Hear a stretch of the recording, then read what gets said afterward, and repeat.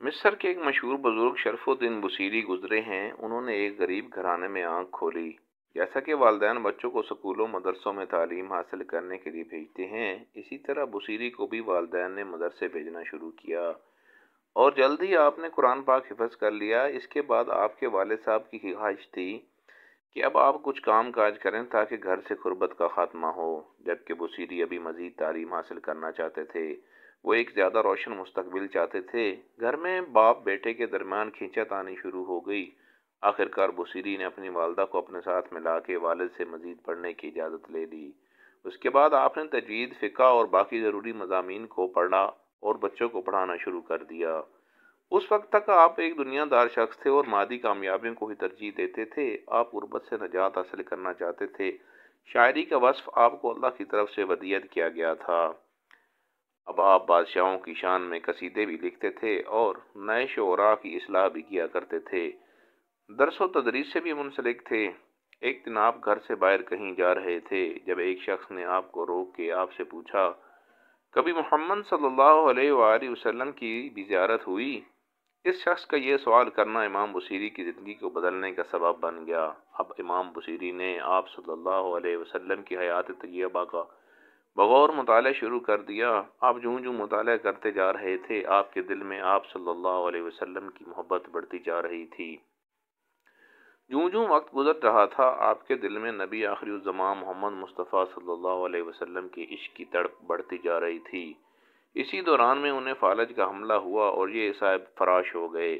اسی حالت میں 15 سال گزر گئے۔ وہ بادشاہ جن کے قصیدے امام بصیری لکھتے تھے، انہوں نے پلٹ کے نہ پوچھا، آپ بہت دل گرفتی کے عالم میں تھے۔ ایک رات لیٹے ہوئے تھے جب آپ نے سوچا کہ زندگی بھر دنیا کے بادشاہوں کے قصیدے لکھے، آج کیوں نہ ان کا قصیدہ لکھوں جن کے سامنے ان بادشاہوں کی کوئی اوقات نہیں۔ جب ٹوٹے ہوئے دل سے سچی محبت کے ساتھ یہ الفاظ نکلے تو وہ اس بارگاہ میں مقبول ہو گئے، جس کے بعد وہ الفاظ امر ہو گئے۔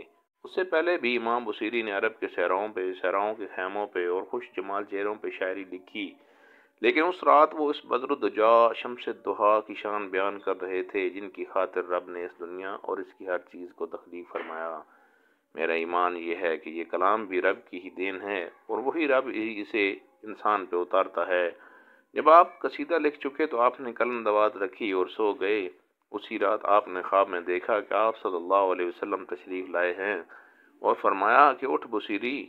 امام بصیری نے کہا، میں 1000 جانوں سے قربان، لیکن کیسے اٹھوں، کیونکہ وہ فالج زدہ تھے اور اٹھنے سے قاصر تھے۔ آپ صلی اللہ علیہ وسلم نے اپنا دست شفقت ان کے جسم پہ پھیرا اور فرمایا، اٹھ اور مجھے وہ سنا جو تو نے لکھا۔ امام بصیری اٹھ بیٹھے اور جھوم جھوم کے سنا رہے، مولا یا صلی وسلم دائما ابدا، اے اللہ آپ دائمی اور ابدی سلامتی بھیجیے اپنے محبوب پہ۔ میری آنکھیں آپ کی یاد میں آنسو بہا رہی ہیں اور رواں دواں ہیں۔ مدینہ پاک سے ٹھنڈی ہوا آ رہی ہے، اندھیری رات میں بجلی چمک رہی ہے۔ میرے عشق کا تذکرہ لوگوں تک پہنچ چکا ہے۔ اب میرا راز محبت بھی نہیں چھپ سکتا اور نہ ہی میرا مرض ختم ہوگا۔ اے دل، اگر تو حضور صلی اللہ علیہ وسلم کا عاشق نہیں تو مکہ کو دیکھ کے آنسو کیوں بہاتا ہے؟ کیا محبت میں رونے والا عاشق خیال کرتا ہے کہ بہتے آنسوؤں اور سوختہ دل کی آڑ میں محبت کا راز چھپا پائے گا؟ تیری آنکھوں کو کیا ہوا ہے کہ تو انہیں آنسو روکنے کے لیے کہتا ہے اور یہ بہائے جا رہی ہیں؟ تیرے دل کو کیا ہو گیا ہے کہ سنبھلنے کی بجائے مزید غمناک ہو رہا ہے؟ جب رات مجھے محبوب صلی اللہ علیہ وسلم کا خیال آیا تو میں رات بھر جاگتا رہا۔ درد محبت نے میرے چہرے پہ آنسو اور رخساروں پہ زردی پیدا کر دی ہے۔ اے سچ کہنے والے، سے گناہوں کا پردہ رکھنے والے، اے ازل کا نور، اے محمد صلی اللہ علیہ وسلم، آپ کے منہ میں آپ کے دانت ایسے ہیں جیسے سیب کے اندر قیمتی موتی۔ اے اللہ آپ اپنے حبیب صلی اللہ علیہ وسلم پہ ابدی اور دائمی سلامتی نازل فرمائیں۔ ناظرین، اب امام بصیری جھوم جھوم کر پڑھ رہے ہیں اور محمد عربی صلی اللہ علیہ وسلم ان کی محبت کو قبول فرماتے ہوئے ان کے ساتھ سن رہے ہیں۔